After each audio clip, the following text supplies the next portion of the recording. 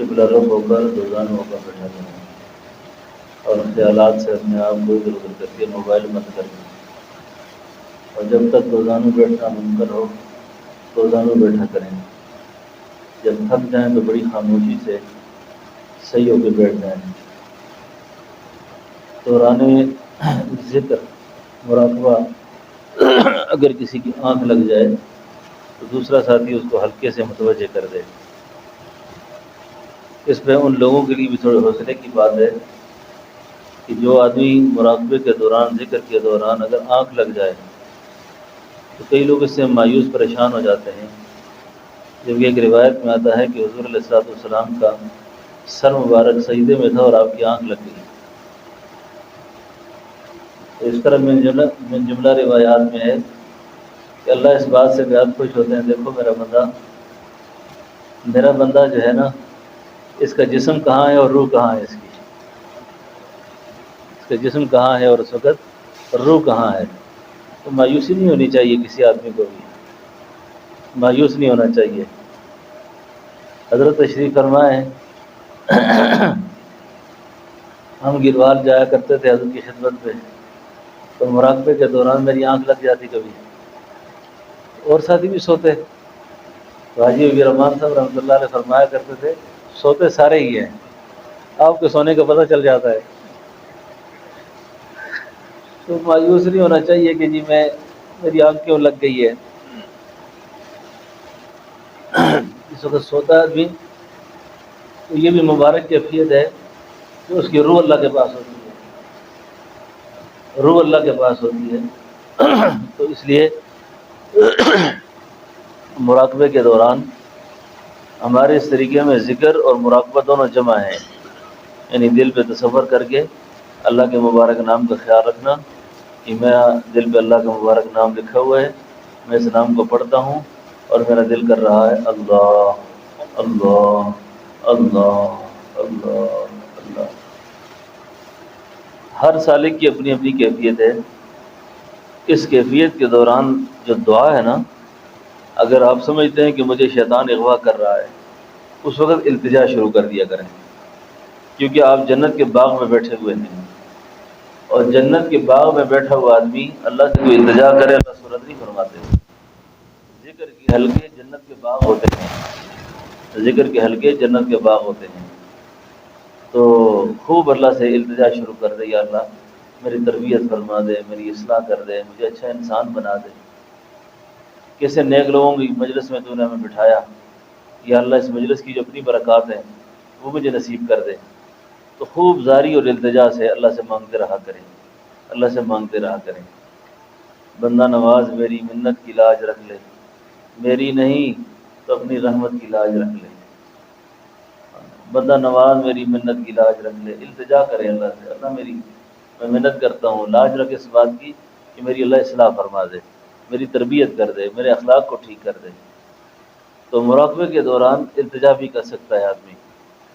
ٹھیک ہے نا، اور پوری کوشش کرے ذکر کی طرف دھیان دے کر۔ وسوسے خیالات جو ہے نا، ان کو لائے نہ، آئیں تو پرواہ نہ کرے۔ ایک ہے وساوس کا آنا اور ایک ہے لانا۔ لایا نہ جائے، آئیں تو پرواہ نہ کریں۔ اور کئی دوستوں کو یہ فکر رہتی ہے کہ مجھے وسوسے بہت آتے ہیں مراقبے میں۔ بھئی آپ انسان ہو تو اس لیے آتے ہیں نا، آپ انسان ہیں اس لیے آتے ہیں، ٹھیک ہے نا۔ تو وساوس سے پریشان نہیں ہونا چاہیے۔ کتے کا کام ہے بھونکنا، مسافر کا کام ہے گزرنا۔ وسوسوں کی مثال ہے کتے جیسی، یہ بھونکتا رہے گا،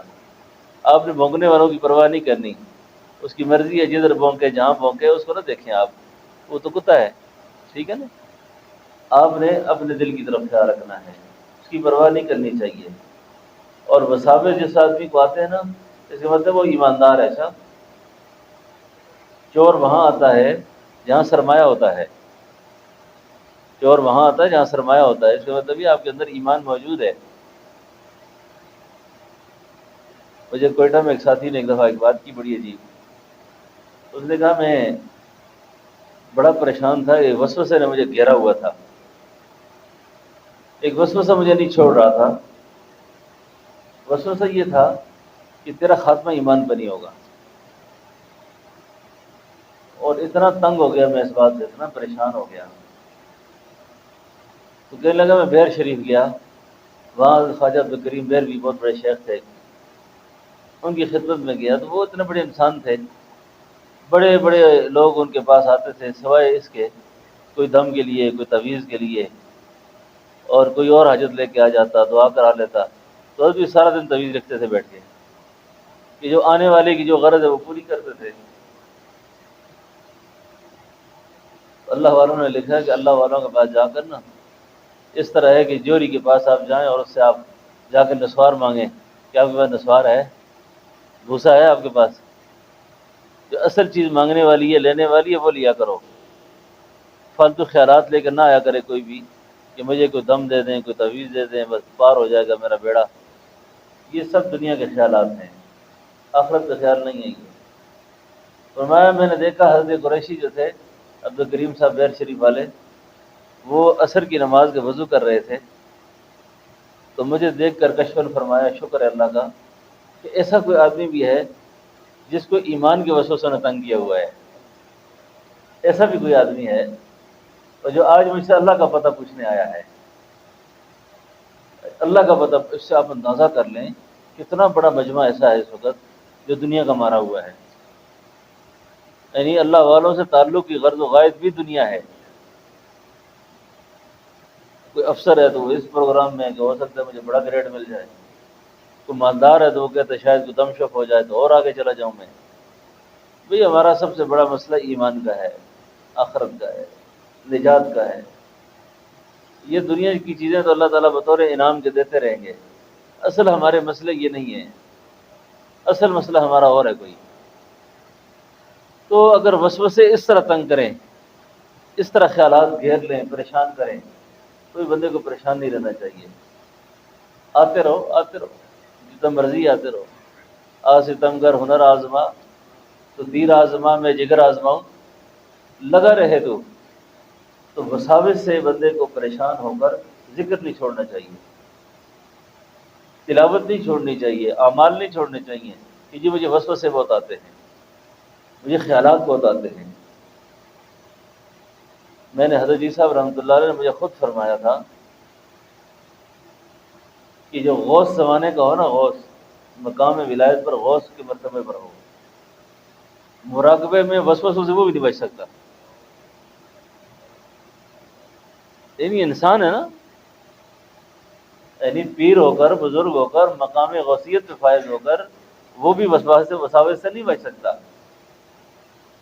اب غوث صحابہ سے بڑھ کر تو نہیں ہے نا،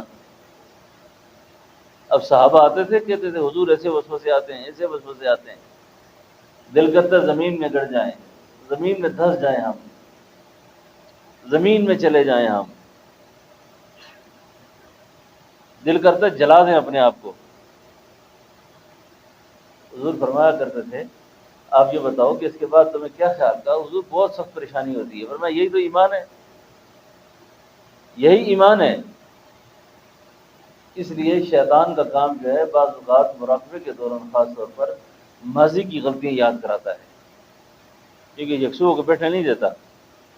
ماضی کے دکھ یاد کرا دیتا ہے، تو نے تو فلاں وقت ایسا کیا تھا، فلاں وقت ایسا کیا تھا، فلاں وقت ایسا کیا تھا، فلاں وقت ایسا ہوا تھا۔ یہ جتنے بھی فلاں فلاں وقت کے خیالات ہیں نا، ان کو بالکل دل میں جگہ نہ دیا کریں۔ آپ جب حلقہ ذکر تک پہنچ گئے، اس کا مطلب یہ ہے کہ بن بلایا کوئی کسی کے گھر نہیں جاتا، آپ کو تو اللہ نے بلایا حلقے میں، پھر کیوں مایوس ہوتے ہیں آپ؟ مایوسی کس بات کی ہے؟ مایوسی کس بات کی ہے؟ تو مایوس بالکل نہیں ہونا چاہیے، بالکل مایوس نہیں ہونا چاہیے۔ اللہ رب العالمین سے امید رکھنی چاہیے کہ جنت کے باغ میں بٹھایا ہوا ہے، اللہ محروم نہیں کریں گے، ٹھیک ہے نا؟ تو اس لیے جب بھی مراقبے میں بیٹھیں، ذکر میں بیٹھا کریں تو خوب دھیان کے ساتھ اللہ اللہ کریں۔ جب سمجھیں کہ چھیڑ چھاڑ شروع ہو گئی ہے، اس وقت التجا شروع کر دیں، اس وقت التجا شروع کر دیں، مانگنا شروع کر دیں اللہ سے، اللہ میری تربیت کر دے، یا اللہ میری اصلاح فرما دے، اللہ مجھے اچھا انسان بنا دے، اللہ میری تربیت کر دے، میرے اخلاق ٹھیک کر دے، گناہوں کا بوجھ مجھ سے دور کر دے، نحوست ختم کر دے۔ اس طرح کی التجا شروع کر دوں، یقین جانیں ایمان کا نور نصیب ہوتا ہے اسی التجا سے۔ ایمان کی مٹھاس نصیب ہوتی ہے، ٹھیک ہے نا؟ تو خوب زاری سے عورتوں کو بھی چاہیے، مردوں کو بھی چاہیے کہ پورے اہتمام سے بیٹھا کریں اور ذوق شوق سے بیٹھا کریں، اللہ سے خوب مانگا کریں، اور اللہ سے مانگتے ہو کہ شرمایا نہ کریں کہ میں کس سے مانگ رہا ہوں، بھائی اس سے مانگ رہا ہوں بہت بڑی چیزیں مانگو اس سے۔ اور اس وقت جو ہم سب کے لیے اس وقت کی جو ضرورت ہے نا، وہ ہے اچھے اخلاق، تربیت، اصلاح، نفس کا مسلمان ہونا۔ یہ بہت اہم دولت ہے، یہ چیزیں مل گئی دنیا ساری مل جائے گی انشاءاللہ۔ دنیا کا تو مسئلہ ہی نہیں ہمارا مسئلہ ہی آخرت ہے اس وقت، ٹھیک ہے نا؟ دنیا بطور وعدے کہ اللہ ہمیں ضرور دیں گے، ایسا نہیں کہ دنیا نہ مانگیں، آپ دنیا بھی ضرور مانگیں، دنیا کی چیزیں بھی اللہ سے مانگیں، لیکن سب سے بڑی چیز اللہ کو مانگیں، بس اللہ سے اللہ کو مانگیں۔ تو دل کے اوپر خیال رکھ کر، ماں سوا سے ہٹ کٹ کر تھوڑی دیر کے لیے آنکھیں بند کریں، اور جو لوگوں کو نیند آتی ہو اس کی پرواہ نہ کریں۔ ذکر کی حالت میں نیند آ جائے یہ بھی اچھا ہے، شکر ہے نیت سے بیٹھے تھے ذکر کی، اللہ نے روح کو اپنے پاس بلا لیا، جسم حضوری میں چلا گیا، ختم ہو گیا میرا، یہ بھی اچھا ہے، یہ بھی غنیمت ہے، ٹھیک ہے نا؟ اس سے مایوس نہیں ہونا چاہیے۔ کئی لوگ سمجھتے ہیں میں ذکر میں بیٹھا تھا جی میری آنکھ لگ گئی، اس وقت بعض سالکین کی سیر ہوتی ہے، اچھا بعضوں کا سیر ہوتا ہے وہ، اور اس سلوک کے اندر ایسا ہوتا ہے۔ آپ بازار میں کیوں نہیں سوتے جا کر؟ کیونکہ رحمت جب اس قدر آتی ہے نا آدمی پر تو سکینت پیدا ہو جاتی ہے، اطمینان پیدا ہو جاتا ہے، تو اس اطمینان کی کیفیت میں بندے پر یہ کیفیات طاری ہوتی ہیں، ٹھیک ہے نا؟ تو کسی حال میں کسی وقت بھی مایوس نہیں ہونا چاہیے، ٹھیک ہے؟ تو آنکھیں بند کر کے دل کے اوپر تصور کر کے دل کی زبان میں دل میں اللہ اللہ اللہ اللہ اللہ اللہ، بس یہ وظیفہ ہے، اس کو کرتے رہیں گے، ٹھیک ہے؟ تھوڑی دیر اللہ کی طرف متوجہ ہو جائیں۔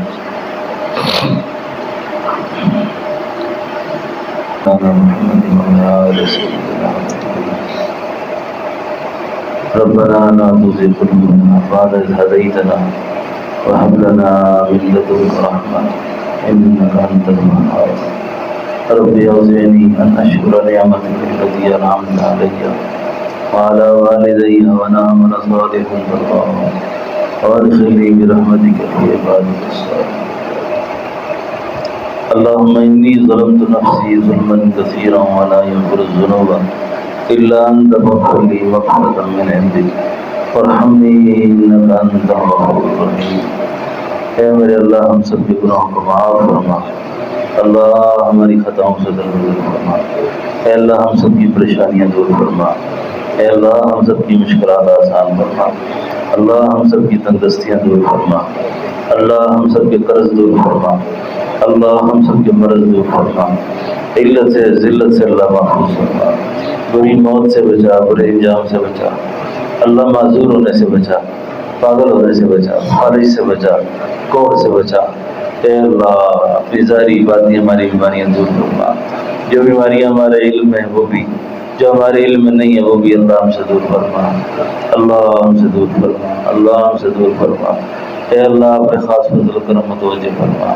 ہمارے جتنے بیمار ہیں گھروں میں اسپتالوں میں روحانی جسمانی سب کو شفا نصیب فرما، ہمارے مرحومین کی اللہ مغفرت فرما، ہمارے والدین عزیز و اقارب بہن بھائی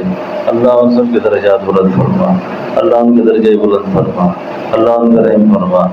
اے اللہ غزہ کے مسلمانوں کی امداد فرما، اے اللہ غزہ والوں کی امداد فرما، جہاں جہاں مسلمان مظلوم پریشان ہیں اللہ ان کی امداد فرما،